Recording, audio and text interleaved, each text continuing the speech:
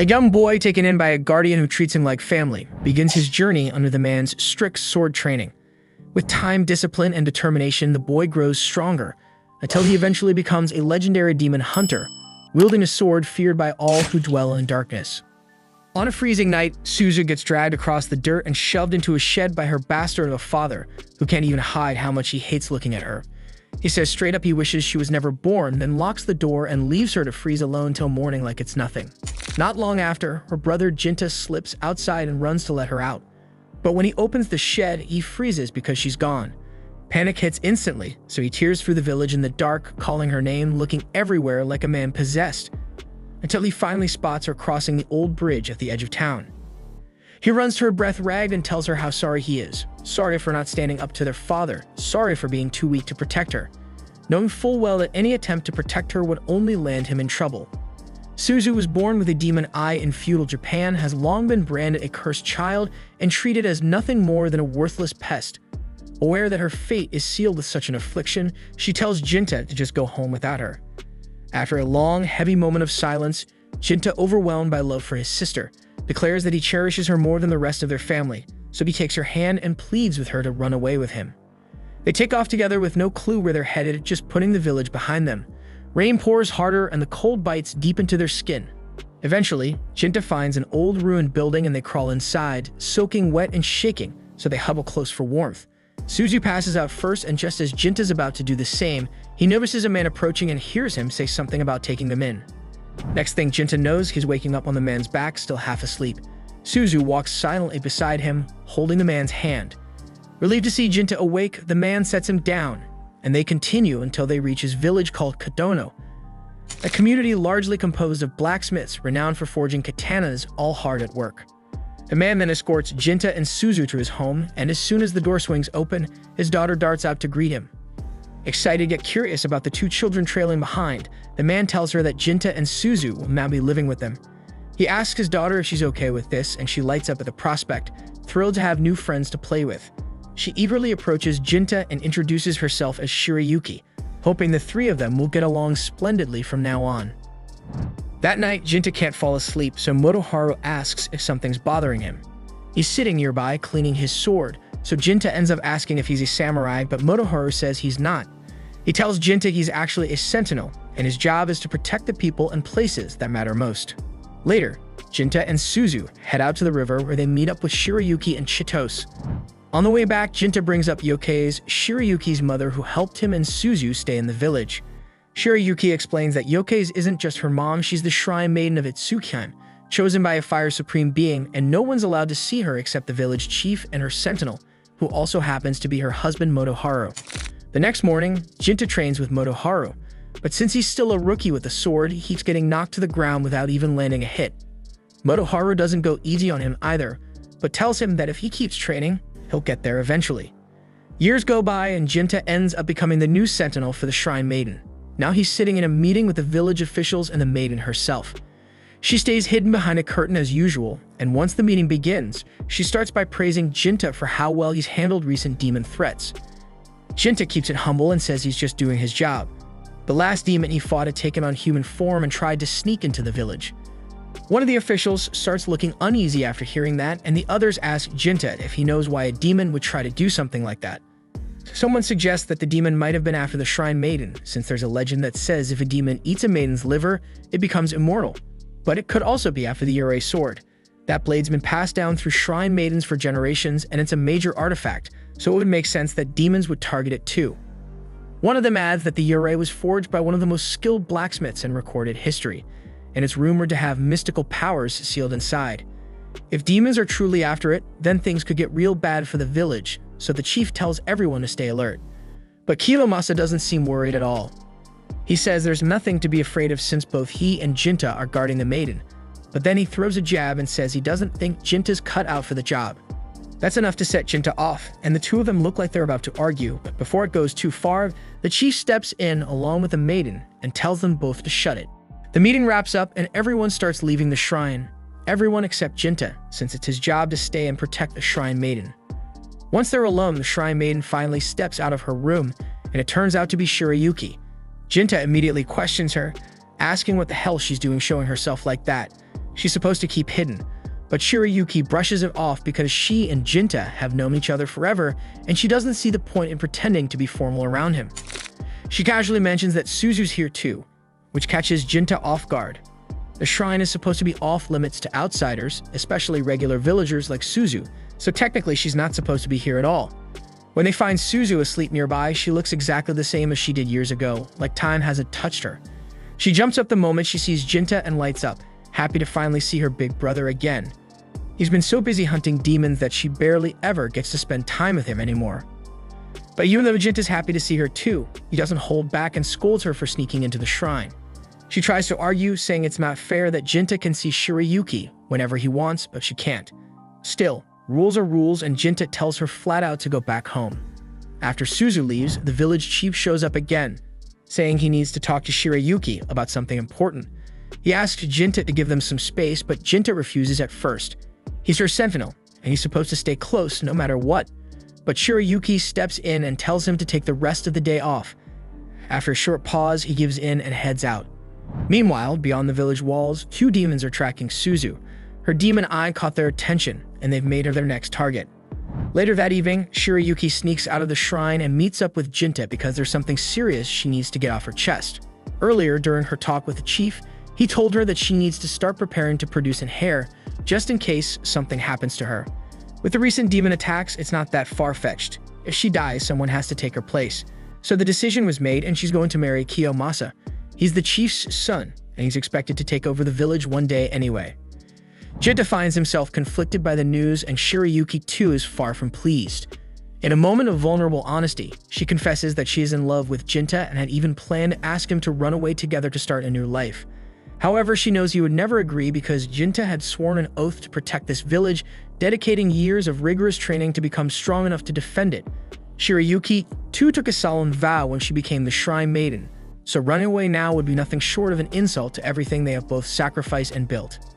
More time passes and Jinta finds himself called into another meeting. This time is to report a demon sighting in the forest. Without hesitation, he's assigned to take it down, and he gets ready to head out immediately. But just before he can leave, Kiyomasa steps in and blocks his path. He brings up the obvious. Surely Jinta's heard by now that Shirayuki's going to marry him, so he doesn't get why the damn Jinta's acting like it doesn't bother him. Jinta keeps a straight face and tells him there's nothing to be upset about because all that matters to him is keeping the village safe and protecting the Shrine Maiden. And that's it. The crazy part is that Kiyomasa isn't even trying to gloat because he knows exactly how this looks. He knows Jinta and Shirayuki love each other, and even if he's the one marrying her, none of it feels right. It just feels messed up. But Jinta doesn't flinch because he's already made his choice, and without another word, he turns and leaves the village to handle his mission. Deep in the forest, it doesn't take long before the demon shows itself. It's a massive brute, and it comes at him fast. But before things kick off, Jinta asks if it's working alone because the report said there were supposed to be 2. The demon Duva grins and says his partner had something else to take care of back in the village. That's not good, but Jinta has no choice but to deal with this one first. He charges in and lands a brutal swing, slicing straight through one of the demon's arms. But instead of screaming in pain, Duva just backs up and laughs. He picks up the severed limb like it's nothing and tells Jinta he's impressed because not many people can land a hit like that. Meanwhile, back in the village, Suzu comes face to face with the second demon, Tumi. She freezes on the spot, absolutely terrified, but Tumi just smiles and tells her there's no need to be afraid because after all, Suzu's a demon too, just like her. Suzu immediately denies it and refuses to believe it, but Tumi can see right through her. She figures out fast that Suzu's unwavering love for Jinta must be preventing her from fully embracing her demonic nature, a notion that she finds both ironic and oppressive, as it implies Jinta has showered Suzu with so much affection that it stunts her transformation. Suzu loves Jinta more than anything, so hearing Tumi say that makes her feel calmer. She starts to relax a bit, and now that she isn't so scared anymore, Tumi makes her offer. She asks Suzu to join her, to use her power and help out. She promises she won't hurt her, and since everyone knows demons can't lie, she says Suzu can trust her. But Suzu shakes her head because she knows that even if Tumi means what she says, helping her might lead to Jinta getting hurt, and that's a risk she can't take. Tumi frowns, but she doesn't give up. Instead, she changes tactics and shows Suzu a vision. In the vision, Suzu sees Shirayuki undressing and preparing to do the wild deed in the shrine, and this shit sight makes Suzu's stomach turn.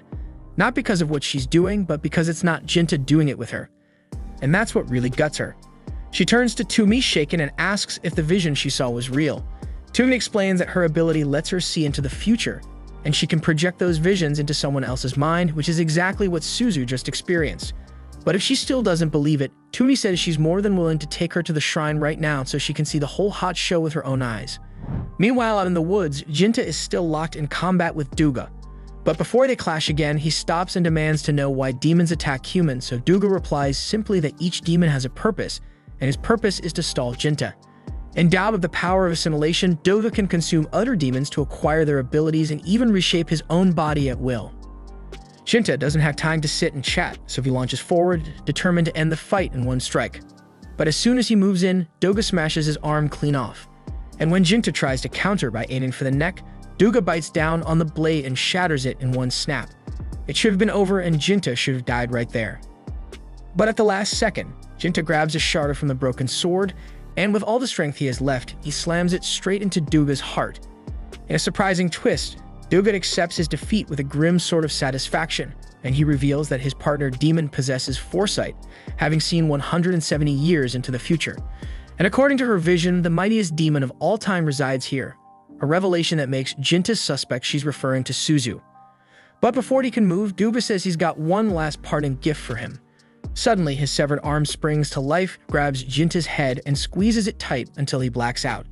Back at the shrine, Kitomasa is already on top of Shirayuki. All he needs to do is finish the job, get her pregnant, and secure the heir. With Jinta off on his mission, it's the perfect time.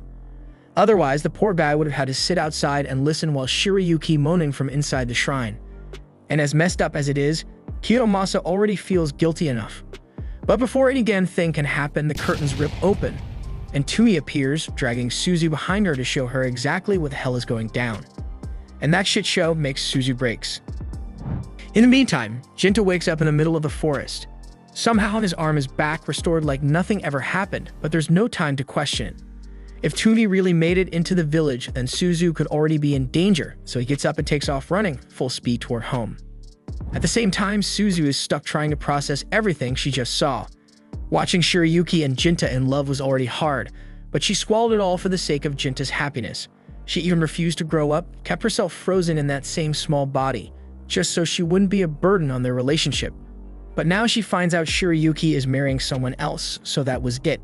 That was the last crack before everything shattered, and her mind breaks because she couldn't believe Shirayuki would throw Jinta away like that. Then with a few twisted words from Tumi, Suzu completely snaps and decides that Shirayuki has to die. Her demon power erupts like wildfire and the entire room floods with black smoke, and her body begins to change, maturing into her adult form in a matter of seconds. Kitomasa grabs the legendary sword and charges at her, but before he can even swing, Tumi steps in and knocks him out cold. Then she drags him outside, saying she has her own plans for him. And just like that, Shirayuki is left face to face with Suzu. Not long after, Jinta arrives at the shrine, relieved to find that Shirayuki is still alive. He rushes to embrace her, only for his relief to turn to horror, because a split second later, Suzu slashes off Shirayuki's head. Stunned into silence, Jinta watches as Suzu steps from the shadows, holding the severed head in her grasp like it's nothing. When he demands to know why she did it, Suzu launches into her explanation about the marriage, about the betrayal, about how it wasn't fair. But Jinta doesn't care because he already knew, and even if he didn't, it still doesn't justify killing her. So at that moment, he realizes that the Suzu he once cared for has vanished. And now with Shirayuki dead, Jinta realizes he has nothing left to care about, only vengeance. As the battle within him intensifies, a demonic arm begins to merge with the rest of Jinta's body, transforming him into something altogether different. His expression turns ice cold and his eyes are filled with nothing but hate. And when he looks at Suzu now, it's not with sadness, it's with pure disgust. She can understand why, because all she ever wanted was to make him happy, and that's all she tried to do. But the look in his eyes tells her everything. He's done with her, just like everyone else. So she decides to end it. If Jinta's going to turn his back on her, then she'll kill him too, and she drives her blade into his stomach. But nothing happens, and Jinta doesn't even flinch. So the next second, he drives his fist straight through her chest. Suzu collapses, gasping, blood pouring out of her, but she's not dead yet. So as Jinta moves in to finish her, Tumi throws herself in the way. She takes the full hit, sacrificing herself to save Suzu one last time. As she starts fading, she tells Suzu to leave and run while she still can. Suzu stumbles away, weak and broken, but alive. And just before she disappears, she turns back one final time and tells Jinta that she has nothing left, and that this world took everything from her. And no matter how long it takes, she'll be back. And when she returns, she'll burn it all to the ground, and on the final day, she'll kill him for betraying her. Hearing her vow, Tumi's eyes gleam with wild excitement because she believes that by fulfilling Suzu's promise of vengeance, she has finally accomplished her purpose. Her maniacal laughter reverberates, inciting Jinta's fury as he struggles to understand how the hell they could regard needless death as their ultimate goal. Tumi, sensing his outrage, calmly reveals that in the far future she saw, demons don't exist anymore.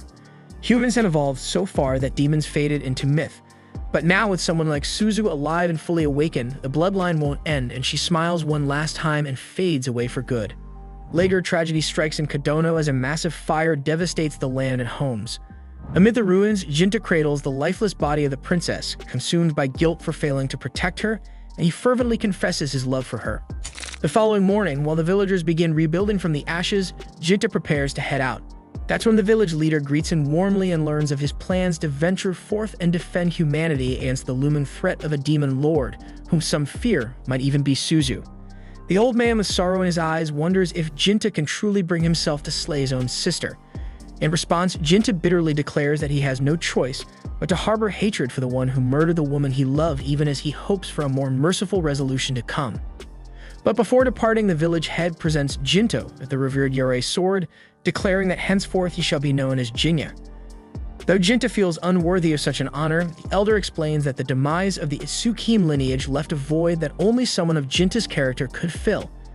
In a moment of contrition, the old man falls to his knees and apologizes for forcing the princess into marriage with Kiyomasa, insisting that his actions were meant only to appease his son, not to benefit Kodono. Jinta, despite the bitterness in his heart, accepts the apology and helps the man up, then sets off on his journey with the hope of one day saving the people from the coming calamity. As he departs, the chief vows to erect a shrine in his honor and name it Jinta Shrine, so that if he ever returns, the village will remember the hero he once was. But before he leaves, Chitose rushes up to him, tearfully reminding him that she still sees him as the caring big brother he used to be. Gently, Jinta reassures her that he will return someday. With the village fading into the distance behind him, Jinta reflects on the demon's unsettling contentment in fulfilling its grim purpose. Steeling himself for the long and arduous journey ahead, he marches onward. After many years of travel, he finally arrives at a remote temple, where he meets a young girl whom he believes to be the temple's Meko. By the 1850s, Jinta, who is now going by Jinya, had made a serious name for himself as a demon slayer. One day, he gets called in by some rich guy for what sounds like a pretty important gig. The man introduces Jinya to his assistant Zenji, and tells him that if he needs any more info, Zenji's the guy to ask. After that, the man steps out, leaving the two of them alone. Zenji then greets Jinya politely and asks how much he's been told already. Jinya says the man already gave him the rundown about his precious daughter Natsu, and how he's worried about some demon that's been lurking around lately. But apparently, there's a bit more to it. Jinya's actual role is going to be serving as Natsu's personal guard, because ever since she hit 13, she's been hearing some creepy voice outside her room at night. The demon keeps saying creepy stuff like, "Return my daughter to me," and now she's terrified it's going to snatch her. But before Zenji could go into more detail, the door burst open and Natsu stormed in, clearly upset and looking for Zenji. Her eyes immediately lock onto Jinya, and she assumes this must be the bodyguard her father mentioned. But when Jinya tries to introduce himself, she shuts him down fast. She wants nothing to do with him and tells him to get lost, accusing him of being some sketchy wannabe demon hunter just trying to scam her family. Zenji tries to calm her down and explains that her father searched high and low for someone legit and that Jinya is the real deal, but Natsu isn't having any of it. She demands that Zenji throw him out. That night, Natsu's still wide awake, too anxious to sleep. She's convinced the demon is coming back, so Zenji decides to keep watch outside her room to help her feel safe. Jinya would have been the smarter choice for this, but since she basically kicked him out, Zenji's stuck taking his place. He's not exactly confident he'd be any good in a demon fight, but he promises to stay right there until morning if it helps her sleep better. Natsu really appreciates him being there, but she's still disappointed. Even Zenji seems like he doesn't totally believe her story. Her dad didn't believe her either, because why else would he hire some random wandering samurai instead of someone trusted? Zenji admits he doesn't know if her father truly believes in demons, but what he can say for sure is that the man genuinely cares about her. He wants her safe, even if they don't share blood. Right then, Natsu hears that same creepy voice again, and that damn voice makes her almost piss herself. She panics and pleads with Zenji to do something, but the second he lays eyes on the demon, he's just as shaken as she is. He tells Natsu to stay locked in her room while he tries to handle the situation himself, except he has absolutely no clue how the hell he's supposed to fight something like this. The demon then moves closer, so Zenji braces for the worst, but right before its claws reach him, the damn thing's arm flies off clean in a flash. Jinya then steps out of the shadows, calmly asking the demon to identify itself. But when it doesn't respond, he doesn't wait around. With one smooth, heavy strike, he cuts it clean in two. The demon collapses and vanishes into black smoke, which means for now, Natsu and Zenji are safe. Natsu instantly recognizes Jinya as the guy she threw out earlier, and he turns to her, asking if she still thinks he's some kind of con artist. She stares at the fading smoke and asks if the demon is really gone, but Jinya tells her it's not that simple. In his experience, demons don't stay dead unless they fade into white mist, so the fact that this one turned black, it's definitely coming back. The next day, Zenji formally thanks Jinya for saving them. And since they both know the demon's not done yet, Zenji asks him to stay another night.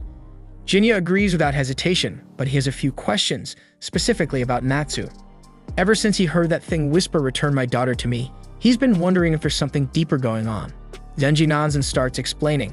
Natsu's biological parents were distant relatives of the boss, but they passed away some years back. The boss took her in and raised her like she was his own. And if Jinya's worried she might be some sort of demon child, Zenji is quick to shut that idea down. If she were, there's no way the boss would have taken her in. His hatred for demons runs deep because his wife was killed by one, and after that, his son disappeared and was never seen again. The man's lost everything to demons, and he despises them with every part of his soul. That evening during dinner, Natsu sits across from her father. He asks how things are going with her new bodyguard. She admits that she had her doubts about Jinya at first, but after what she saw last night, she's convinced that he's legit. Still, she wants to know why her father chose him of all people. He leans back and explains that lately, there have been more demon sightings around Edo Town. And not just that, there's also been talk of a wandering swordsman who can kill any demon with a single blow as long as he gets paid. Her father checked into it himself, and the rumors were true. That swordsman is Jinya, and he knew no one else would be better suited to protect his daughter. Natsu feels relieved knowing her father actually believed her about the demon because his trust means more to her than anything. And ever since he took her in, she's been genuinely happy, but even with that, it hasn't been easy. She's constantly had to deal with the cruel things people say about her behind her back, and it's worn her down. Later that evening as planned, Zenji and Jinya are sitting near Natsu's room to keep watch. Out of nowhere, Natsu steps out and asks for Jinya's name, since she never actually let him introduce himself properly before. Now that she sees how much her father trusts him, she's decided to trust him too. Jinya notices right away how deeply Natsu cares about her adoptive father Juzo, but honestly, it makes sense. He gave her a home where she had nowhere else to go, so of course she's grateful. While they're on the subject, Jinya brings up something he's been wondering about. He asks her if she knows anything about the rumors surrounding Juzu's missing son. But the moment he says it, Natsu snaps and says she doesn't know anything, her voice sharp and defensive. Clearly, it's not something she's ready to talk about, so Jinya doesn't push it. He backs off, deciding it's not worth upsetting her right now. But then Natsu asks if it's even possible for a demon and a human to have a child, and Jinya tells her it is. That answer seems to shake her a bit, and she starts wondering out loud if maybe she is the daughter of that demon that's been stalking her. But Jinya shuts that idea down immediately. He tells her there's no way she's related to that thing. She asks him how he can be so sure, and Jinya explains that he's crossed paths with this demon before, so he knows what it is. And he knows it's not her mother. He then explains that demons can be born in a few different ways. Some come from two demons, others from a demon and a human. But in rarer cases, a demon doesn't need parents at all. Sometimes demons just appear. When heavy emotions, usually anger, grief, or hate, build up inside people and fester long enough, they can take shape and manifest into creatures like the one that's been haunting her. Right then, the demon shows up again and Natsu starts to panic. But Jinya calmly walks toward the thing and tries talking to it, asking for its name. But it's clearly not the type that can think, let alone speak. As it lunges at him, Jinya smacks it clean across the face and pins it straight into the ground like it's nothing. Zenji shouts to Jinya to just finish the damn thing already, but Jinya shakes his head and says there's no point, it'll just come back. Natsu, completely confused, asks why. So Jinya explains that this thing wasn't summoned or sent, it was born, and its birth came from her emotions. It manifested because deep down Natsu believed that if something terrifying happened, like a demon attack, it would make her father pay more attention to her. At first Natsu denies it, She doesn't want to believe she's responsible for all this. But as she thinks about it, every word Jinya says starts hitting too close to home. All she ever really wanted was to be seen as Juzu's real daughter. She thought if she was in danger, if she was vulnerable enough, maybe finally he'd treat her like family. And somehow, out of those feelings, this monster appeared. Jinya tells her that the only real way to get rid of the demon is to get a grip on her feelings, to face them instead of hiding behind them. Natsu says she doesn't even know how to begin doing that, so Jinya tells her it's not that complicated. She just needs to be honest and accept how she feels, then look him in the eye and ask him to end it. Natsu takes a moment, and in that silence, everything becomes clear. She just wanted to be loved by Juzu, like she mattered to him for real. But somewhere along the way, she convinced herself that he didn't and he will never would. So she started believing that if she were in danger, maybe he'd finally see her. And now that twisted, desperate part of her is standing right in front of her in the shape of this thing. So in some way, this demon is her. But Zenji steps in before she gets lost in that guilt. He tells her not to let that thought get to her. Sure, the demon came from her pain, but what matters now is moving past it. He reminds her that Juzu does love her, more than she knows. And she loves him back just as much, but neither of them has ever been good at showing it. Zenji promises to help her work through that from now on. And hearing that finally gives her the strength to let go of the feelings that created the demon in the first place. Then with a deep breath, Natsu tells Jinya to end it. And without hesitation, Jinya draws his blade and slices the creature clean in two. This time, it fades into a soft white mist, and that's the sign Jinya was waiting for, and the demon won't be coming back. Or so it seems, because later that night, once Natsu is sound asleep, something unexpected happens. The demon's form starts to reappear. Jinya, who stayed up just in case, isn't surprised because he suspected this might happen. If the demon had been made purely from Natsu's emotions, then it should have vanished the second she let go, but it didn't. Which means someone else's pain must have been part of it too. And in this house, in this region, the only other person who ever came close to becoming a demon was Juzu's late wife.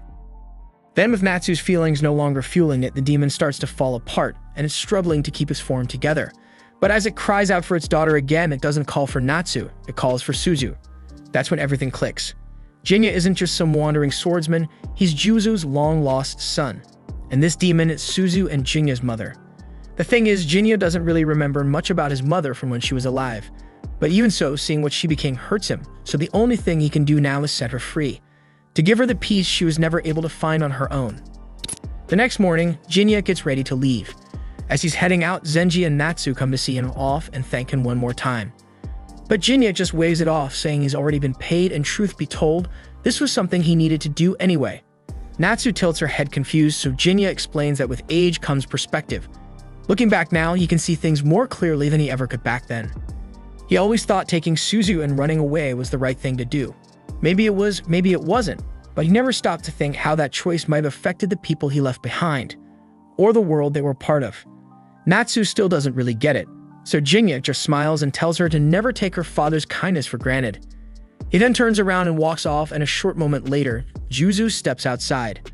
Zenji asks why he didn't come out sooner to say goodbye, but Juzu shrugs. He didn't need to because he already knew Jinya would handle everything. Zenji asks how he could be so sure, why put so much faith in a guy he barely knows, but Juzu simply says that it's only natural for a father to believe in his son. They still haven't figured out that Jinya is his son, and he doesn't plan to explain anything to them. Then he tells Zenji to quit standing around and get back to work before he ends up demoted. Not wanting to push his luck, Zenji hurries off to his duties, leaving Juzu standing there alone. Right before he turns to leave, Natsu calls out to him.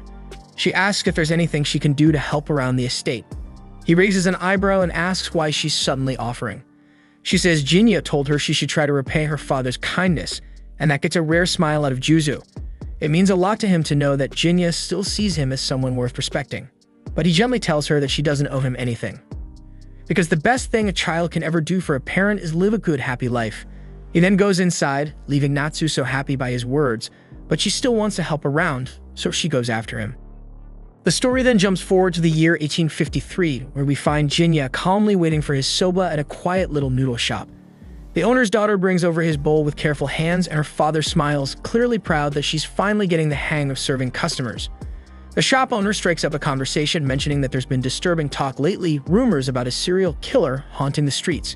With a worried glance at his daughter, he admits it's starting to make him nervous. He sighs and says he wishes the emperor would just pull himself together already, but Jinya quickly tells him to watch his mouth. The owner agrees, laughing awkwardly.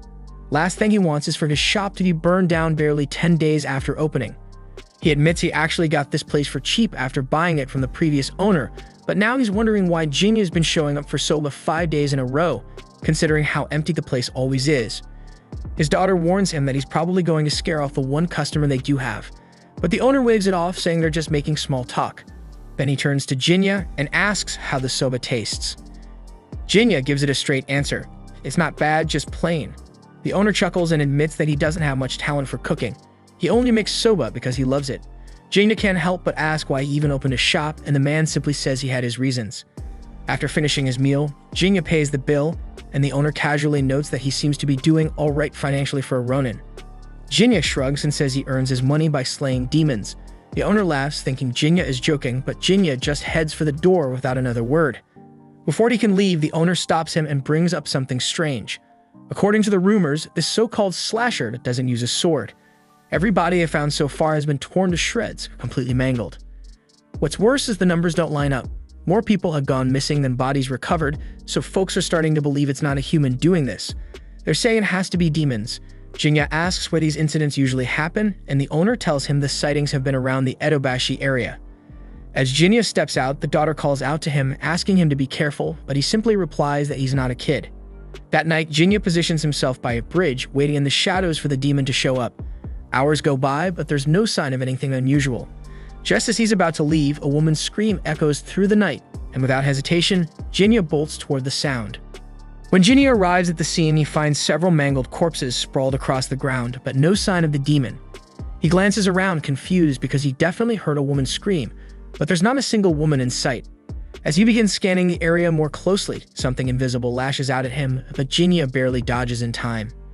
The invisible demon strikes again, and this time, Jinya manages to block the blow.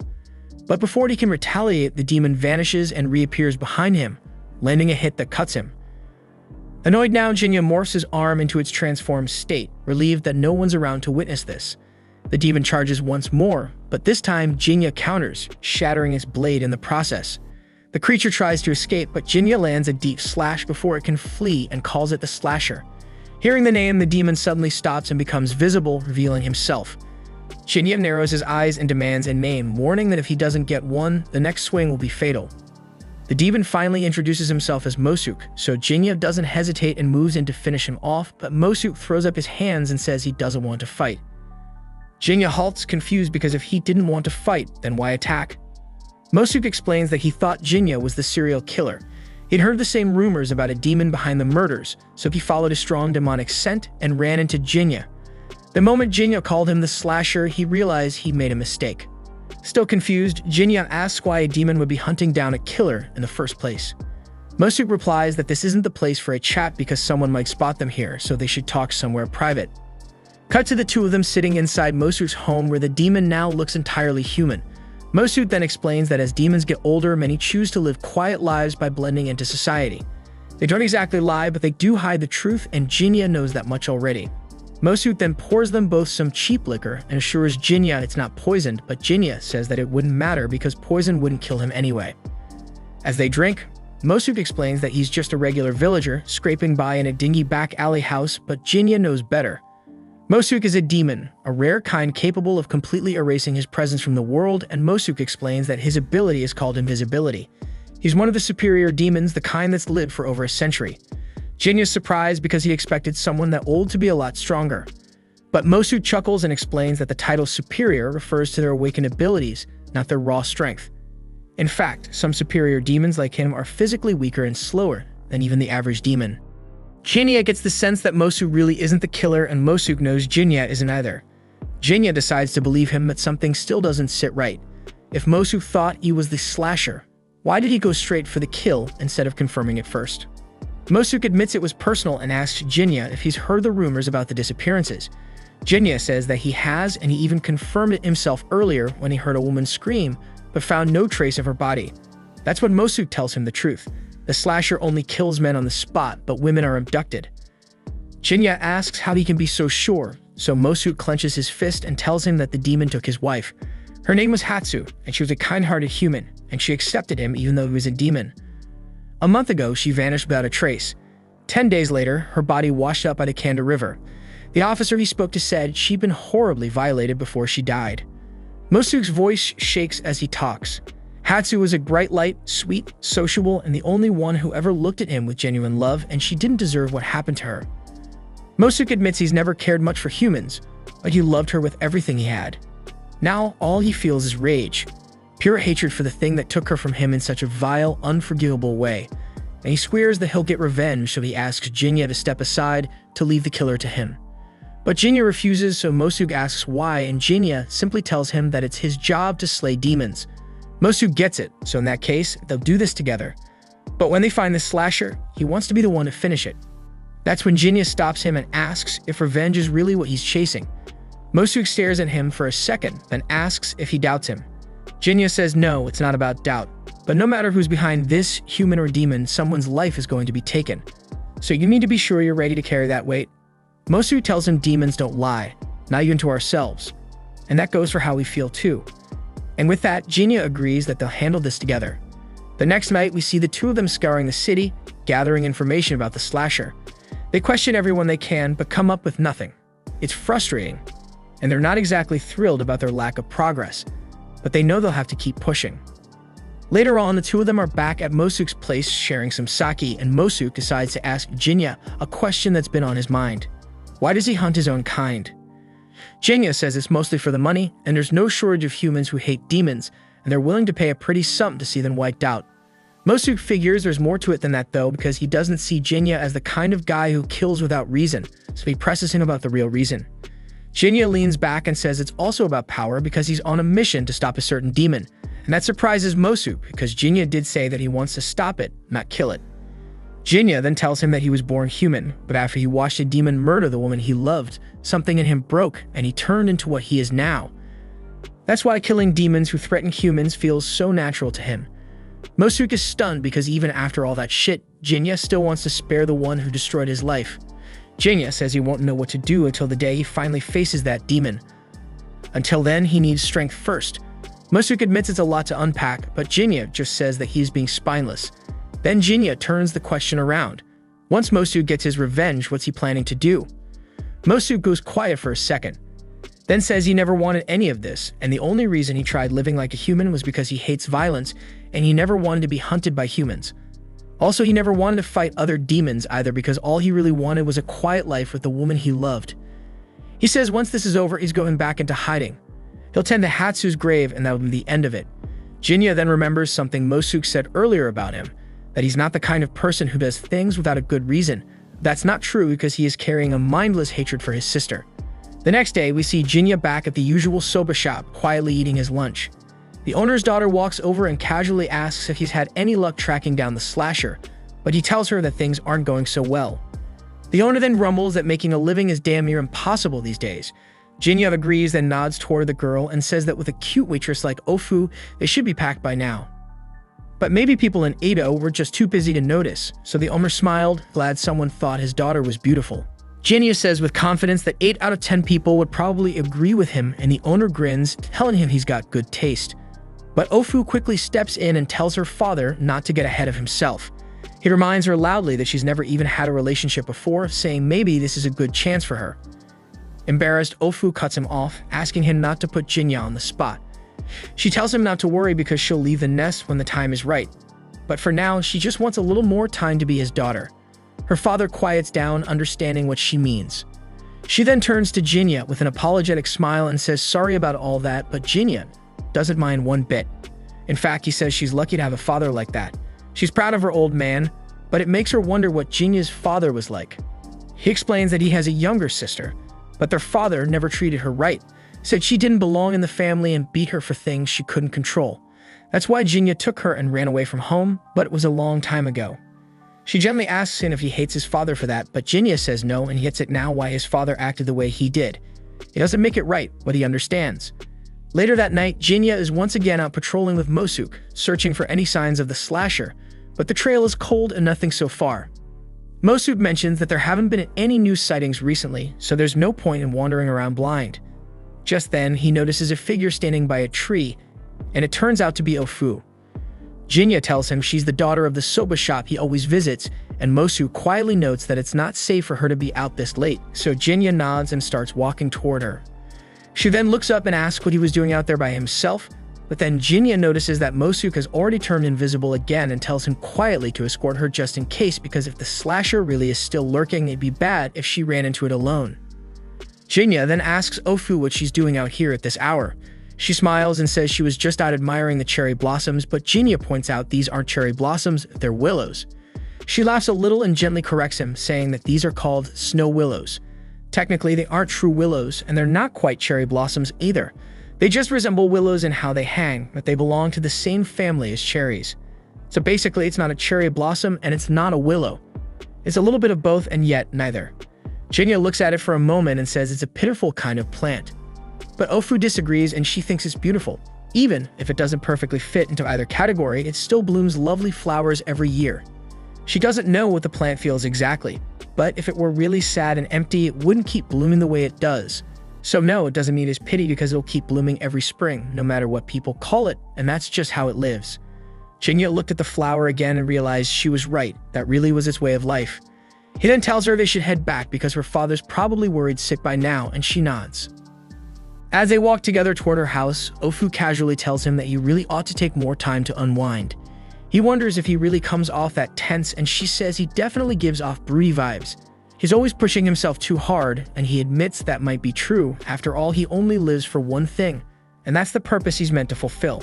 She has no idea what this purpose even is, but she tells him he should ease up once in a while. Life's gotta be dull if all he does is chase after some goal nonstop. Still in his mind, that's all he's got, and he tells her flat out that he can't take her advice, not even if he wanted to. A second later, she notices some flowers along the path and stops to admire them, pointing out that they're winter daphnes. She explains that these blooms start budding in the fall and tough it out through winter, only to bloom come spring, so that bloom means spring's officially arrived. She then points to another patch, and when she tries to tell him what kind they are, he tells her that they're chickweed. He mentions that boiling chickweed stalks makes a great stomach remedy. Back in his village, it was a go-to cure, especially for a childhood friend of his who loved sweets so much that she'd always end up with stomach hacks. Ofu laughs, saying that girl sounds like a fun one, and he admits he was always dancing to her rhythm. Hearing that, Ofu starts to think there's more to his story than he lets on. He enjoys soba, he stops to admire flowers, he holds on to warm memories from the past. Clearly, he's more than just someone chasing a purpose. She gently tells him that being so locked in on one goal is blinding him to the rest of the world. She asks him to slow down sometimes, take a moment to live in the now. If he does, she's sure he'll see things he's never noticed before. Not long after, they arrive at her house and notice that the lights are still on. So Jinya realizes her dad must have stayed up waiting for her. She then thanks him for walking her home, and as she turns to leave, he asks if she'll teach him more about flowers sometime, but next time preferably while the sun's still out. She smiles and agrees, then heads inside. That's when Mosu turns off his invisibility and comments that Ofu seems like a good woman. Jinya nearly jumps, completely shocked that Mosu had been tailing him the whole time. Mosu dodges the question and walks off, saying he's heading out to keep looking for the slasher. And once again, the night ends with Jinya camping out on the bridge, waiting in silence for the killer to show. A drunk guy then stumbles past Jinya, and right then, the slasher shows up out of nowhere and attacks him. The woman behind them drops to her knees in shock, and that's when Jinya finally gets a good look at the slasher for the first time. It lunges at him, but he blocks the strike, and the girl, still in disbelief, starts to panic. Jinya warns her to stay put if she wants to stay alive, then he moves the fight away from her to keep her out of harm's way. But the slasher sees an opening and tries to circle back and go after the girl. Before he can get close, Mosu jumps in and pulls her to safety while Jinya follows up with a counterattack. Realizing it's completely outmatched, the slasher decides to bail and shoots off into the air to escape.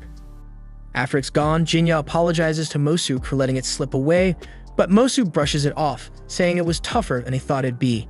Still, he's going to track it to find out where it's hiding. Jinya tells him to be careful and keep his distance, and Mosu nods, assuring him he has no plans of dying anytime soon. He takes off after it, and once he's gone, the girl behind Jinya asks for a hand getting up.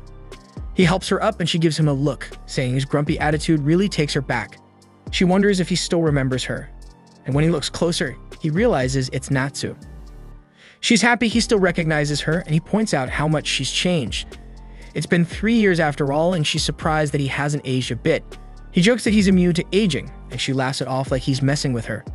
Curious, he asks what she's doing out here this late, and she explains she was heading home after dropping off a delivery to one of the regular customers. He notes again how different she seems. Her smile looks more natural now, and she tells him that just proves she's not a kid anymore. Right then, Zenji shows up and teases her, saying she's not quite an adult yet, which clearly catches her off guard. He then spots Jinya and instantly jumps to conclusions, asking if the two of them are wrapped up in some kind of romance.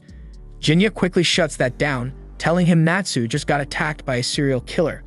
Zenji then notices the body nearby and totally freaks out. He suggests they call for the authorities, but Natsu says that won't help because this was the work of a demon. Jinya confirms it, saying it's the same demon he's been chasing for a while, and Natsu just got caught in the crossfire. Sir Zenji then jokes that Jinya really has a habit of surrounding himself with demons, and Natsu turns to ask how he's making the living these days. He told her he was still working as a demon-slaying Ronin, and if she ever wanted to see him again, she could find him at a soba shop in Fukugawa called Kahai. He even offered her a discount if she stopped by. Since her escort was already here, he figured it was time to go, but before parting, she thanked him for saving her life. As Jinya was walking off, Zenji called out one last piece of advice. If Jinya was still looking for demons, he might want to check out Teramachi Temple. The place had been abandoned ever since the head priest passed away, and locals were saying they'd been hearing a woman's voice echoing from inside. Rumors were spreading that something unnatural might be living there. Meanwhile, Mosuke is still tracking the demon through the streets, but he ends up losing it. Just then, a woman's scream cuts through the night, and he rushes toward the sound, only to spot the demon carrying someone. It instantly reminds him of his wife Hatsu, and the rage she's been holding and finally explodes. He chases the demon all the way to Teramachi Temple, slips inside using his invisibility, and what he sees in there leaves him shaking with fury. The demon is devouring the woman it just kidnapped, swallowing her whole, bones and all. That's it. Mosu can't hold himself back anymore.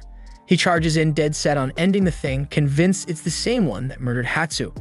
But the demon senses him coming and tears into him with its claws, shredding his gut open. Then it calmly goes back to its meal, chewing through the woman's head while Mosu lies on the ground, bleeding out and wondering if this is how he's going to die, pathetic and empty, without even getting his revenge. Eventually, the demon leaves, and not long after, Jinya shows up. He spots Mosu barely hanging on and kneels beside him. Mosu manages a weak grin, joking that he really made a mess of himself. Jinya asks if he found the demon, and Mosu confirms it, saying it was here, eating women alive. It's the same monster that took his wife. Jinya is stunned to hear that, especially about the eating part. Then Mosu makes one final request. He asks Jinya to avenge him and hands him a sword forged in Kodono, saying it'll slice through any demon like butter. Jinya promises to do just that, but in return, he asks Mosu to lend him his power. Mosu is relieved and grateful, even that he can still help Jinya one last time, even if it's with his dying breath. Jinya then absorbs Mosu's power, and as he does, he catches a glimpse into his soul. He sees that Mosu could spend most of his life running from demons, constantly looking over his shoulder. But when he finally settled in this town, he began living like a regular human, and for the first time, he found peace. Eventually, he met the woman who would become his wife, and over time, they fell in love. When things got serious, he came clean about his true nature, revealing that he was actually a demon. But instead of running away, she looked him dead in the eye and told him she loved him, so human or demon, it didn't matter to her. After seeing that, Jinya finishes absorbing Mosu's power and quietly promises to carry out his final wish. Some time passes, and we see the demon dragging another woman into its hideout and starts feeding. As it eats, it starts recalling the day it first became self-aware. It had already been born into this grotesque demonic body. From the beginning, it had this instinct, this need to kill men. That urge was the only thing it understood at the time. Since then, it had been searching for something.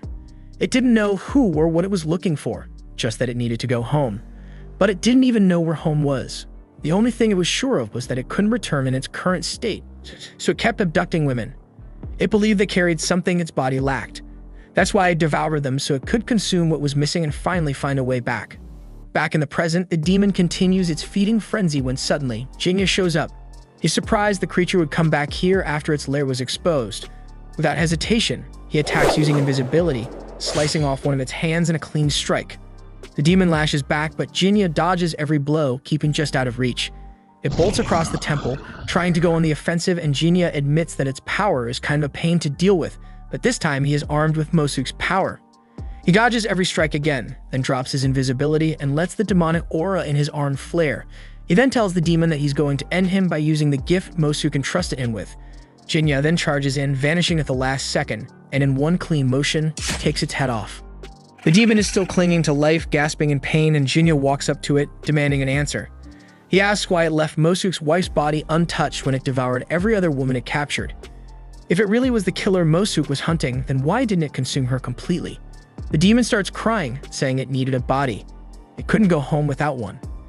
Jinya doesn't understand what it's talking about, but he remembers the question the demon asked him earlier if he feasts too. He tells it yes, he does. Except he feeds on demons the same way it fed on women. Now he's going to consume its power. As he absorbs the demon's strength, he realizes its ability is called Dart, a temporary speed burst that lets the user kick through the air and accelerate instantly. It's a solid ability, one he's sure will come in handy. But as he consumes the demon, he ends up seeing into its soul. He sees Hatsu, Mosuke's wife, being violated by two men while they're laughing, before tossing her into the river like trash. As she sinks, her final thoughts are about going home, but she refuses to return in a body that's been defiled. Instead, she searches for another vessel, one that can help her make it back to her husband. That's when she spots a nearby demon, and now it becomes clear to Jinya that this demon was Hatsu. And she just wanted to go home, but that was never going to happen. The demon then fades away, and Jinya quietly leaves the temple. A few days later, back at the soba shop, the owner mentions that Jinya hasn't shown up in a while. He figures it's because he joked about letting him marry his daughter. She reminds her father that he never actually said that, and she also ran into Jinya the other day in Asakusa, and they chatted for a bit. He told her he'd stop by once he was finished with his current job. The owner thinks that the job might already be done because word around town is that the slasher disappeared and the killings have stopped.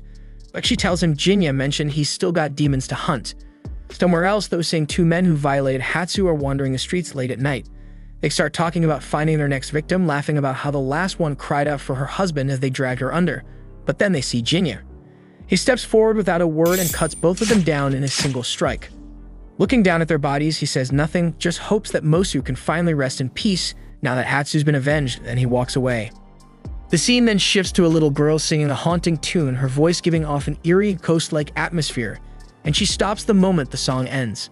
After that, we see a samurai approaching Ofu's soba shop, and right at the entrance, he notices someone mistaking him for his brother. As he tries to approach that person, he accidentally crashes into Natsu, who immediately panics upon realizing she just collided with a samurai, apologizing profusely. He doesn't take it personally though, and he apologizes as well, admitting that he should have been paying more attention. The owner of the shop then steps in to reassure Natsu, telling her not to worry, because this man is Natsugu Miura. He may be a samurai, but he's well known around here for being gentle and kind-hearted. The next morning, we find Natsugu sitting in the shop again, quietly staring at his soba, but the owner notices that he looks troubled. Curious, the owner asks him what's on his mind, and Natsugu admits that something has been bothering him. The owner offers to hear him up, and Natsugu confides that it's about his older brother. The owner is shocked to hear this, since as far as he knows, Natsugu is the heir to the Miura family, so there shouldn't even be an older brother. But Natsugu is completely sure he once had an older brother and asks Ofu if she's ever heard of him, revealing that his name was Sadanaga Miura. Ofu says she hasn't, and Natsugu expected as much, since nobody seems to remember his brother, not even his own damn family. He started questioning his own sanity, but the owner tries to lighten the mood. Ofu then chimes in, saying she knows someone who might be able to help, and her father adds that the guy's a regular customer too, and he has a habit of poking his nose into all kinds of strange cases. Natsugu wonders aloud if the man might be some kind of diviner or shaman, which makes Ofu and her father burst out laughing. They explain that he's nothing that fancy, just a Ronin who for some reason goes around solving bizarre incidents for a price. The owner adds that although he can come across as intimidating, he's actually very kind with some funny quirks. He drops by the shop every single day just to scarf down their soba, and right on cue, Jinya steps into the shop. Jinya places his order as usual, and as he eats, the owner jokes that he must really love their soba if he keeps coming back every day. But Jinya casually replies that it's nothing special, he's just grown attached to the taste. Ofu then comes over to pour Jinya a refill of tea, and he notices that she's gotten a lot better at waitressing. She's happy to hear the compliment and asks him what progress he's made recently. Jinya tells her all about the different flowers he's been learning about lately. He admits that plants are surprisingly fascinating, and now he can't help but notice all the flowers blooming by the roadside. Hearing that, she smiles and tells him that since they already covered all the seasonal plants, it's time for her to start teaching him about mythological flowers next. Just then, Natsu interrupts their conversation. Natsugu says that he heard Jinya is someone who deals with rumors of demons and other weird phenomena. Jinya confirms that's true, and Natsugu asks if he could possibly help him solve a mystery. But Jinya refuses, saying that his specialty is limited to demon slaying, and unless demons are involved, he's not going to be much help. Natsugu seems to understand but leaves looking pretty disappointed. After he's gone, the owner asks Jinya if he could reconsider and lend Natsugu a hand. He explains that Natsugu is looking for his missing big brother, and he's been worried sick about it. Luffy chimes in too, urging Jinya to help. And after a moment, Jinya agrees since he does owe them both a favor. He's still curious though why they care so much, and the owner just laughs and says it's because Natsugu is one of their rare regulars. The scene then shifts to Jinya running into Natsu at a little tea stall, and she's surprised to bump into him there. She orders some tea and a machi while he sits down nearby. While waiting for her food, she asks him if he likes machi, and he says he does. Her order soon arrives, and while she's eating, Jinya casually asks her when she and Zenji are finally getting married. Natsu almost chokes on her food, stunned by the question, and demands to know where that came from. Jinya reminds her that she's 16 now, and that's usually considered marrying age. She admits that's true, but she immediately adds that she could never marry Zenji, since he's always been more like a brother to her. She explains that while her father might have some prospective husbands lined up already, he also told her she's free to choose her own path. From a practical standpoint, she figures her father would probably prefer if she married someone like a samurai or a merchant for business reasons. Curious, she then flips the question back at Jinya, asking him what he thinks about marriage. He shrugs and says that nobody would ever want to marry a weird ronin like him, who doesn't even have a stable job. Natsu agrees with a laugh, but she also says that eventually everyone has to settle down at some point.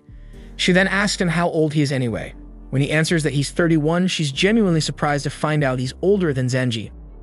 She then leans in a little closer, studying him with curiosity, and points out that he doesn't really look that old, asking if he has some secret to staying young. Jinya simply says he has no idea, brushing it off. He then stands up, saying that he has work to get back to. Natsu wonders if it's another demon hunt, and he confirms it is. She questions why he's so fixated on hunting demons, when with his sword skills he could easily land a much more stable job. But Jinya doesn't have a real answer for her. He admits that even he isn't sure why. Still, if he had to give her a reason, he says it's simply the only path he knows how to walk. Natsu smiles, telling him that he usually comes across as so dry and detached that she sometimes wonders if he even cares about anything. But hearing him open up even just a little shows her that deep down he's just a regular guy with worries like anyone else. She laughs and tells him to stop speaking to her so formally from now on. With that, she bids him goodbye, playfully warning him not to brood too much or else he's going to end up with permanent wrinkles on his forehead. The scene then shifts over to Natsugu's home, where he is getting ready to leave. His mom sees him off and immediately guesses that he's heading out to search for his brother again, and his silence says it all. She reminds him once more that he's the sole heir to the Miura family and insists he never had an older brother, but Natsugu firmly replies that he remembers his brother clearly. She knows he's been wandering the slums and red light districts, chasing after shadows. She begs him to give up the foolish search and start behaving like a proper samurai, one who serves his lord with dignity. But Natsugu remains stubborn and says that he'll fulfill his duties, but only after he finds his brother. With that, he excuses himself and walks away, even as she calls after him. As Natsugu dashes off through the streets, he recalls a conversation he once had with his brother. His brother said that it wasn't houses or land that made people, it was people who made homes.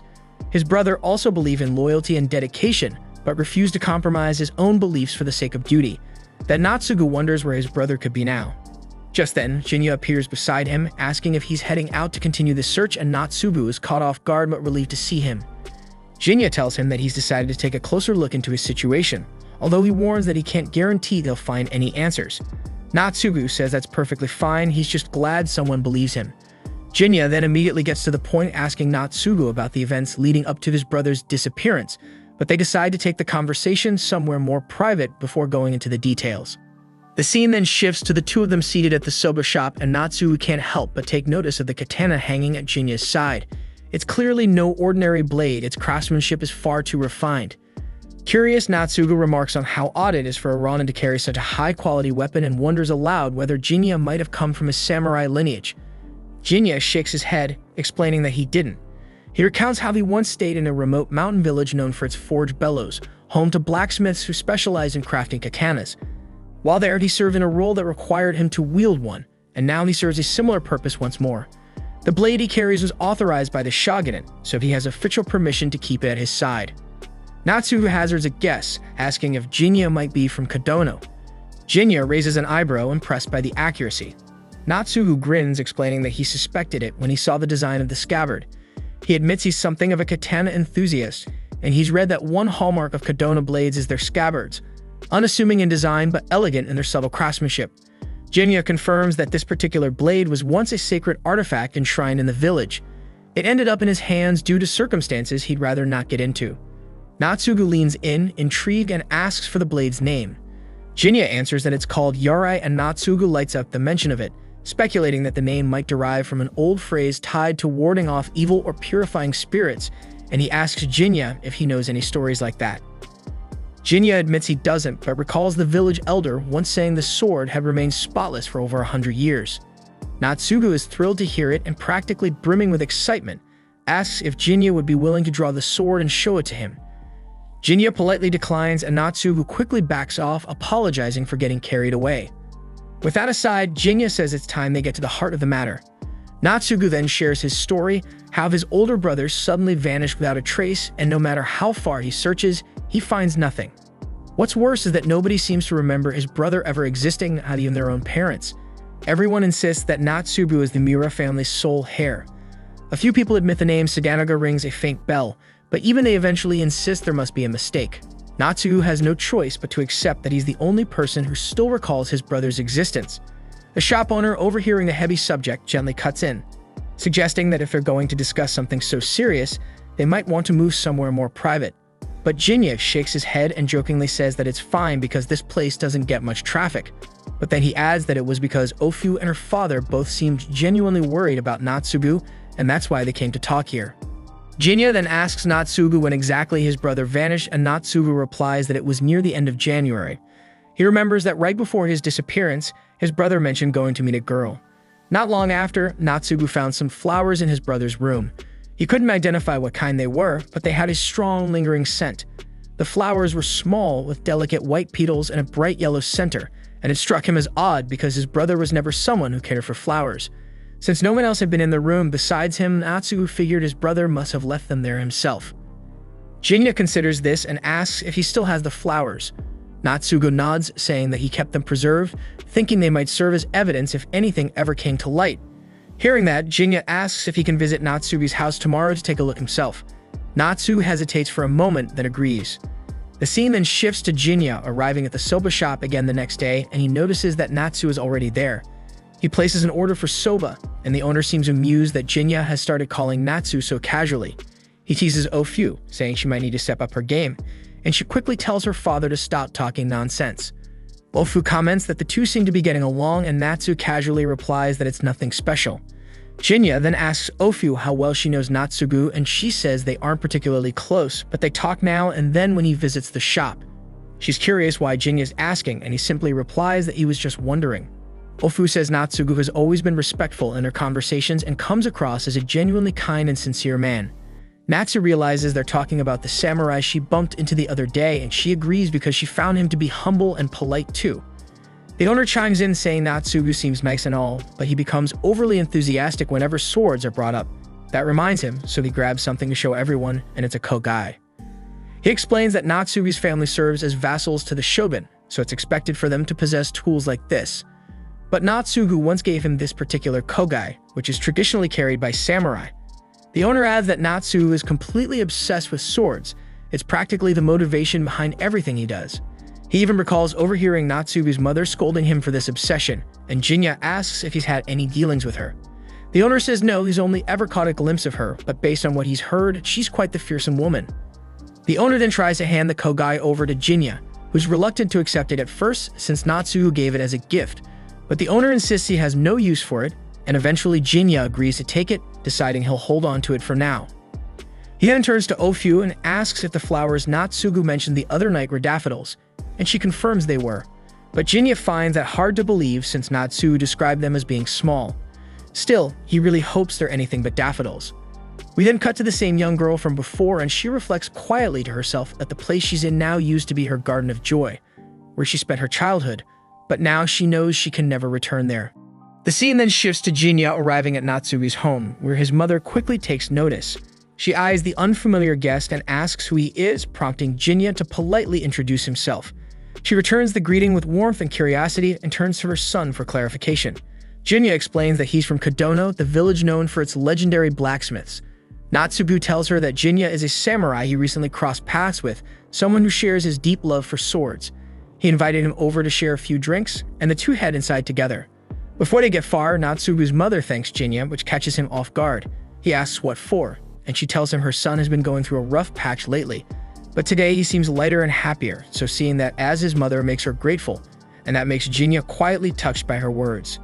Next, we find them seated in a quiet room, and Jinya notes how kind Natsugu's mother seems. Natsugu shrugs it off, calling her a bit much, then changes the subject by showing him the flowers left behind in his brother's room. Jinya leans closer to inspect them and confirms that they're definitely daffodils. Natsugu asks if there's anything special about them, and Jinya replies that they're not particularly rare, but they're smaller than normal. He then asks Natsugu if he's absolutely sure he found these blooming during spring. Natsugu nods without hesitation, and Jinya's expression darkens. He tells him the girl that Sadanaga met might not have been human. Sadanaga could have been pulled into another dimension, and these flowers are proof of that. Natsugu realizes that these flowers could be from the demon's domain, and Jinya asks to see his brother's room firsthand. Natsugu agrees and turns to lead the way, but Jinya stays still, telling him to go ahead. Natsugu pauses, unsure how Jinya will follow, but Jinya simply replies that he'll manage, and with that Natsugu leaves. Alone now, Jinya thinks to himself that if the enemy can sense his presence, they might not appear at all. So he activates his stealth skill and fades from sight, trailing behind without a sound. As soon as Natsugu opens the door to the room, a faint scent of daffodils fills the air and he suddenly grows dizzy. Then the vision begins and he sees a young girl staring at a city engulfed in flames. She races to find her parents, but they're already trapped in the inferno, burning before her eyes, and all she can do is watch helplessly.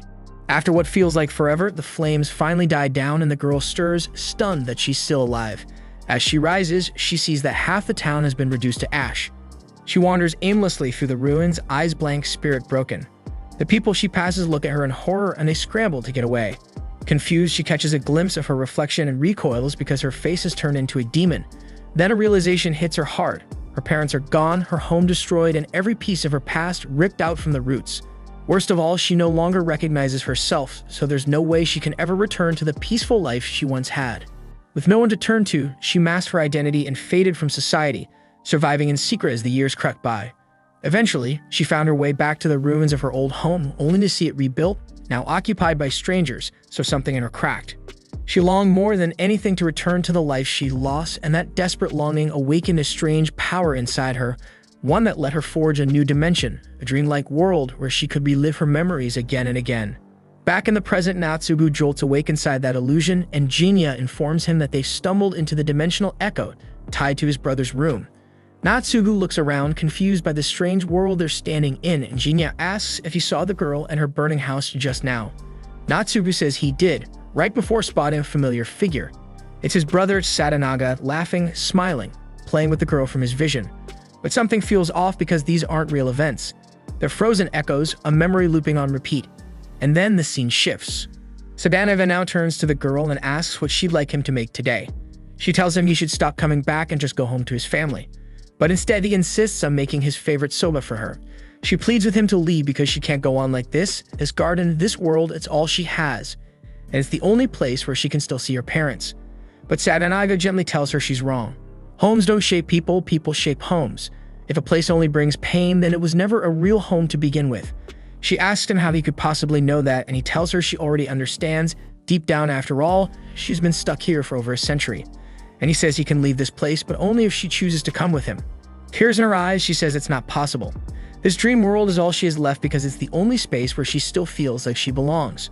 So Sadanaga smiles and says that if it's how it is, then he'll stay right here with her. And gently tells her that if she wants, she can think of him as her father, and they could live together in peace.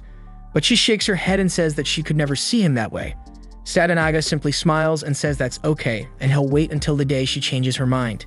He's not joking about this. He tells her that if the day ever comes where she accepts him as family, then she has to promise they'll leave this place together. She's convinced that day will never come, and he figures that means he'll be stuck here with her for good. A moment later, Sadanaga fades from sight and Natsugu looks around frantically, asking the girl where his brother went, and she answers quietly that there's no one else here now. Natsugu pleads, wanting his brother back, but Jinya steps forward and says that's not possible anymore. Natsugu doesn't understand because Sadanaiba was just here with them. Jinya casually brings up that he's been here before, prompting Natsugu to ask what he means. Jinya explains that certain flowers only bloom in certain seasons, and the tiny daffodils Natsugu pointed out earlier are usually a winter bloom. But back when Sadanaga vanished, he saw those exact same flowers blooming in the middle of spring, the same season Sadanaga vanished. He explains that this dimension exists beyond the bounds of their own world, and while he once suspected that daffodils were always blooming in this place, it's actually winter daphnes blooming now. His flowers signal the start of spring, but in their world, it's currently autumn. That's when he points out that time flows faster in this realm. The girl then reveals that she holds the power of the dreamer. It lets her recreate a garden filled with fragments of joy from her past, a small, self-contained world that replays her memories. But that's all it can do. Her ability is nothing more than a stroll down memory lane, and right now she's alone in it. Natsugu refuses to accept that, and he clings to hope, but she apologizes to him for taking Sadanaga away. She says her own brother Hyoma once saved her, and now it's time to repay that gift. She turns to leave, explaining that once she's gone, they'll return to where they came from. Jinya asks where she'll go now, and she says she's done wasting her life trapped in old memories. Hyoma gave her something real, a world built just for her, and now she'll finally go there. Jinya realizes she's honoring the promise she made to Sadanaga.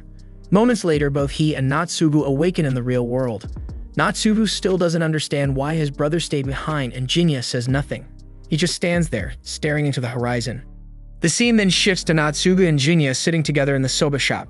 Natsugu shares that he did a little digging and found out that the Great Fire of Maireki happened over 2 centuries ago. It must have been the same fire that destroyed everything the girl held dear. According to his research, the land his house stands on now was likely where the girl's home once was. That clicks with Jinya, who realizes it's why the miniature world she recreated ended up being linked to his home. He quietly apologizes, feeling like he didn't do much to help. But Natsugu says it's alright. He's just relieved to know the kind of man his brother really was, someone who stood by his beliefs no matter what. He doesn't fully understand why Sadanaga chose to walk away from his own family, but at least now he knows his brother stayed true to his heart until the very end. He stands to leave, mentioning that he's running late. But before he heads out, Ofu gently tells him that his brother was a wonderful man. And even if the world forgets his name, it doesn't erase the fact that he risked everything to save a girl who had no one else. Natsugu tears up hearing that and walks away quietly. Once he's gone, Ofu turns to Jinya and thanks him for helping Natsugu get closure. But Jinya isn't at ease because there are still some details that don't sit right with him. He brings up how the demon girl kept calling Sadanaga Hyoma, but he's never heard that name before.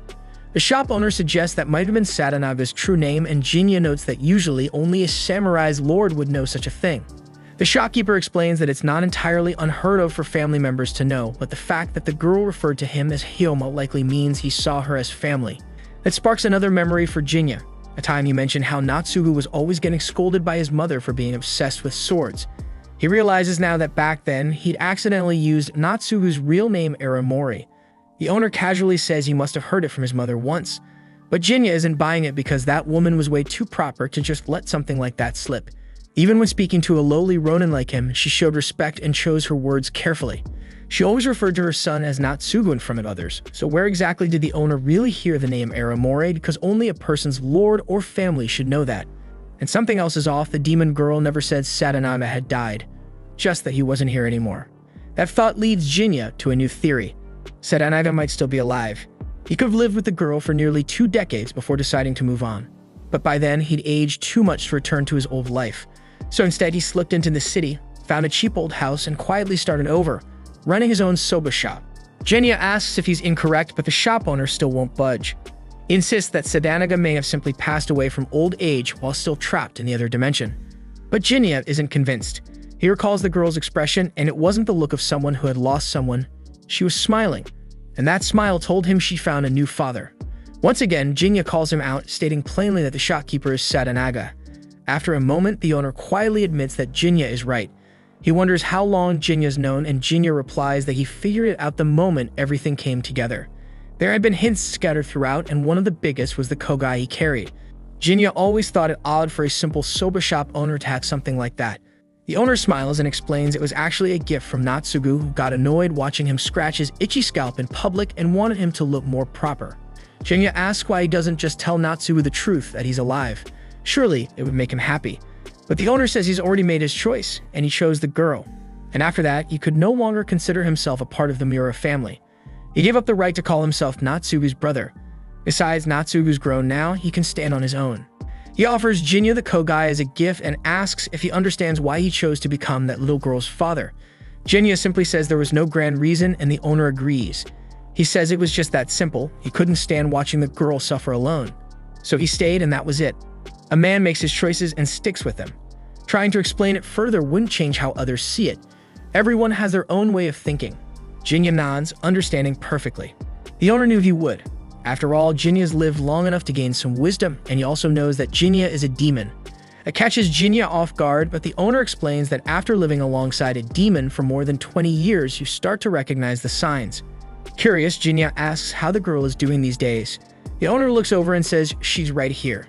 At that moment, Ofu reveals her demon eyes and Jinya realizes it. She's the little girl from the other world. That's why he was able to enter her memory realm so easily, because it was connected to her. Ofu beats his eyes and asks if he's going to kill her now that he knows she's a demon. But Jinya just sighs, brushes past it, and calmly orders a bowl of soba. She lights up with a quiet smile, glad to see that there's more to him than duty alone, and then she walks over to serve him his meal. It's still 1853, and we find Jinya sitting down for tea and snacks with his father. His father says he has a favor to ask. He explains that the owner of a picture book shop in Tenmako came to him recently, saying he got his hands on something unusual. He then shows Jinya a print of a demon called the Ukiyo-e of Koganzaka. Jinya asks if there are any strange stories tied to the artwork, and his father explains that the artist who made the piece fell seriously ill and hasn't recovered. Some people are saying the illness hit him because he sold a drawing of a demon. Then he asked Jinya for his thoughts. At first glance, Jinya says it looks normal, but he adds that things tied to the supernatural usually only reveal themselves under specific circumstances. His father agrees and says that if the print turns out to cause harm, he hopes Jinya will handle it. Jinya nods, and his father reassures him that he's not asking for a free favor. He says once it's all taken care of, they should grab a drink together, and Jinya is fine with that. The next day, we see Jinya stopping by the soba shop and ordering a bowl. Zenji walks in and pulls out a version of the Ukiyo-e of Koganzaka, telling him that it's supposed to be a cursed print. He says the previous owner died under mysterious circumstances, supposedly because of some kind of hex. Jinya immediately notices that the print is torn, and Zenji admits he accidentally ripped it on the way over. The owner scolds him for dragging a cursed, ripped print into his shop. Zenji apologizes, and Jinya pulls out his own copy of the picture and says it came from a picture book dealer in Tenmako. But when they compare both versions, Zenji sees they're exactly the same. Jinya doesn't like the idea that more than one cursed print with no clear origin is floating around. Ofu then looks over the print and says it looks like nothing more than a beautiful artwork at first glance, and she asks Zenji if he notices anything strange about it. He points out that there's no fading or damage, and the colors still look fresh, probably printed within the last year.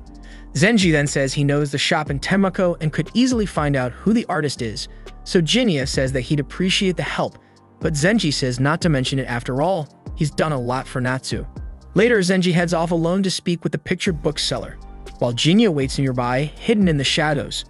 The shopkeeper greets him, joking if he's here to browse the newest selection of erotic prints, but Zenji brushes it off and says they can talk about that another time. Right now, he wants to ask about the Ukiyo-e of Koganzaka. The shopkeeper admits that he's no longer displaying that one because it's been labeled a demon picture, and he's not willing to take that kind of risk. Zenji assumes it's just a rumor the artist started, but the owner says the artist actually fell sick and hasn't recovered, and there's even talk that someone who bought the picture died under mysterious circumstances. He doesn't want to damage his shop's reputation, so he's keeping it tucked away. Zenji finds the whole thing suspicious and wonders whether the artist lives nearby. Soon after Zenji returns, and Jinya immediately notices the print in his hand. Zenji quickly hides it and tells him he found out the artist lives in Sakaikyo. Jinya nods and heads off, and we cut to him arriving at the artist's residence. After asking for permission, he enters, and the artist, Saga Dashu, welcomes him, saying he hasn't had a visitor in quite some time. Saga asks who he is, and Jinya introduces himself politely. He explains that he came to speak with him about a particular matter, but Saga tells him to relax because he's not anyone of importance. Jinya takes his seat and notices the room is scattered with paintings. He mentions he's heard that Saga has been bedridden, but Saga gently corrects him, saying it's not sickness, it's just that he's no longer as resilient as he once was. His body can't handle painting the way it used to, and Jinya realizes that the demon painting isn't responsible for his condition. Saga asks if Sinjendo sent him, but Jinya says no, he just came to inquire about the demon print he created. Saga is clearly flooded with memories at the mention of the picture, so Jinya explains that he's investigating its origin and wants to know the truth behind it. Saga understands and starts by explaining the name. He says Kuganzaka doesn't refer to a road in Edo, but to the woman depicted in the artwork. Jinyo wonders if that's the woman's name, but Saga says it's not exactly that. Long ago, a man wielding a Kodono-style blade gave the piece that name. The man's name was Motoharu, and he often visited this place. At that, Jinyo realizes he's talking about his foster father, and he recalls his final moments with him. During his final moments, he felt powerless, unable to even protect the one woman he truly cared for, and felt useless. He admitted to Jinya that at first, he wasn't fond of yokais. Still, being chosen as the guardian of a shrine maiden wasn't the worst fate. Even though he could never quite understand her, little by little, he found himself wanting to shield the very person who once made his life harder. He believed he could do it, but everything eventually changes. He looked Jinya in the eye and told him not to end up like him, not to become a man who lets bitterness define who he is. And then, without hesitation, he walked into battle and never came back. Now in the present, Jinya asks Saga to tell him more about Motoharu, revealing that Motoharu had raised him as his foster father. Saga agrees, saying there's no way to discuss the origin of the Kuganzaka artwork without bringing up Motoharu. He begins his story saying it all began when he was still just a beginner artist, struggling to find his place. He had managed to rent a small place in Edo, and during his time there, he caught sight of a woman around the neighborhood. Curious, he asked her name, and she replied that she couldn't tell him, not because she was hiding something, but because she physically couldn't lie, so she simply asked him to refer to her as Nameless. Over time, they got to know each other better, and she would sometimes stop by to look at his work. He once told her that he was going to become Edo's most renowned artist, and she laughed, thinking he was just messing around. Then one day, Motoharu arrived to deliver a message from the Itsukan. He complained the whole time about how ridiculous it was for a guardian like him to be sent out running errands. Saga teased him, asking why he always had something negative to say about the Shrine Maiden. Motoharu explained that he took the role believing it was something honorable, but instead she had him running letters like a delivery boy. He even joked that she was worse than any demon he never heard of. According to Saga, Motoharu would visit Edo every year, and without fail, he'd be full of complaints about the Itsukan. This catches Jinya off guard because apparently Motoharu had only ever shown him his serious noble side. Saga continues and shifts back to the picture itself, explaining that he made the artwork back when Nameless was still living nearby. Later on, Shinjendo came along and wanted to publish it, so Saga redrew a master copy for woodblock reproduction, and that's how the printed version started circulating. Jinya wonders aloud if the image was based on Nameless herself, but Saga tells him it's not quite that simple. Then Jinya asks the real question why he called Kuganzaka a demon picture, so Saga quietly replies that it's because it is one, the painting is real, and it carries an actual curse. But before Saga begins telling the full story, he turns to Jinya and asks what thoughts crossed his mind when he first laid eyes on the artwork. Jinya replies that it reminded him of the legend of Princess Nunakawa from Shinano, but the sword in her hand made him suspect it might be linked to Kodono and the Itsukan. Saga nods, saying that's a sharp observation, then warns that the truth behind the painting might be something Jinya will wish he hadn't heard. He begins explaining, telling him that Motoharu had come to Edo year after year on business, often stopping by at event and then heading home. But at some point, his attitude toward the Shrine Maiden started to shift, and one day, out of nowhere, he asked Saga to draw a portrait of her. Saga teased him about it, but Motoharu admitted that he no longer resented her because he had come to understand that she had her reasons for the things she did. Saga agreed to take on the request, but there was one problem. He had never actually seen the Itsukan in person. Motoharu brushed it off and said it wouldn't be an issue because Nameless could serve as the model. He told Saga that Nameless originally came from Shinano, but something tragic happened to her there, and afterward, she ended up living in Kodono and eventually she made her way to Edo. Saga found the story interesting, but wasn't sure how any of that would help him draw the Shrine Maiden. So Motoharu told him that Nameless and yokais were far more alike than anyone realized, and visually, they were practically indistinguishable. Jinya realizes then that the figure in the Kuganzaka painting must be modeled after yokais. Saga confirms that he's right, saying that the final portrait was drawn based on Nameless with Motoharu's input guiding the finer details. When Jinya asks about the whole demon picture story, Saga explains that it was all a running joke. Motoharu used to say the Itsukan was more demonic than any real monster, so Saga dubbed the portrait a demon picture as a jab at those complaints. It was meant as a joke between them, but years later, when he redrew the image for Shinjendo out of nostalgia, he made the same joke again, and they took it seriously. They thought it really was cursed, especially after someone who bought it fell ill. A string of coincidences blew the whole thing out of proportion, and suddenly, people were calling it a cursed image. Jinya then asks what Saga meant earlier when he said he might regret learning the truth, and Saga responds by asking if Jinya sees Kuganzaka as a beautiful piece. He explains that no matter how many times he revised the picture, Motoharu was never satisfied. He kept pushing for more elegance, more grace, always wanting it to reflect a kind of beauty that went beyond reality. Saga reveals that Kuganzaka is really the Itsukin through Motoharu's lens. It's her form, her presence taken and polished to divine levels of beauty. He tells Jinya that while today the image might remind him of Princess Nunakawa, back then, Motoharu compared it to Yasakato no Kami, the sacred deity. And Jinya recalls Motoharu teaching him a bit about that deity when he was young, and she was a revered figure from Suwa and Shinano. Saga guesses Motoharu might have said those things because Nameless came from Shinano, but both he and his father compared the painting to the divine women of Shinano, and Saga reveals that Motoharu gave it the name Kudanzaka because he believed it was even more breathtaking than Yasakato no Kami herself. He explains that the painting is essentially a reflection of Motoharu's intense love, something so heavy and passionate it felt like a curse. Jinya realizes that Kuganzaka wasn't born from hatred or anger, but from a feeling far deeper than that. Saga's a bit surprised that Jinya had no idea about the truth behind the painting, and he decides to give him one of the older illustrations he sketched back when it all started. He hopes that Jinya won't think less of his father after everything he said, because while Motoharu might have been a stubborn man, he truly did care about his family. Once his daughter was born, he started visiting Ito less and less, and after he told Saga that he'd become a foster father to 2 kids, he stopped coming altogether. That's just the kind of man he was, and Jinya already knows it. Later, Jinya is sitting in the soba shop, quietly eating a bowl, and he tells the owner that he really was a good dad. Ofu asks if something's bothering him and wonders if it's got anything to do with the Kuganzaka painting. Jinya tells her it's nothing like that, he just happened to learn something new about the man who raised him. Ofu tells him that sounds normal because nobody's perfect. Her own dad's got flaws too, but she loves him all the more because of them, and Jinya agrees with her.